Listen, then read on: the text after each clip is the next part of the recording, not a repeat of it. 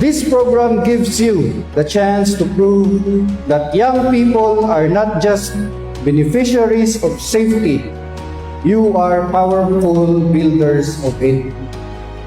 Be brave to speak up against wrong.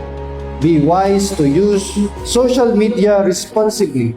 Be ready to help in times of need.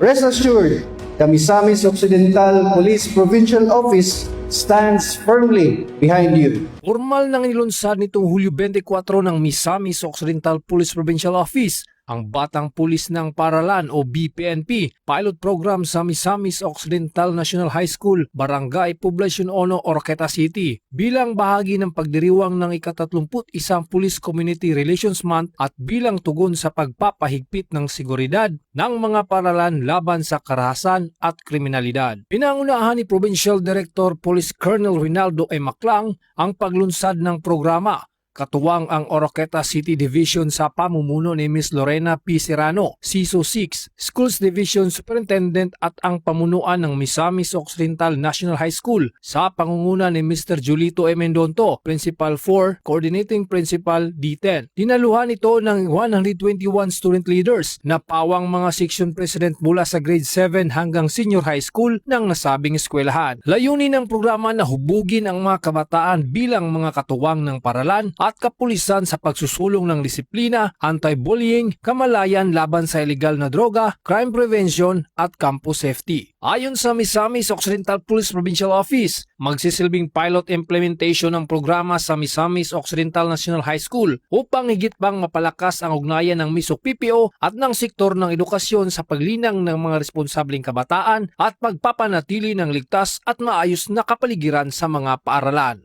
Mula dito sa PRO 10 Misamis Occidental Police Provincial Office, ako ang inyong Police News Network Correspondent, Police Corporal Rapi P. Cubero, alagad ng batas, tagataguyod ng Balitang Pulis.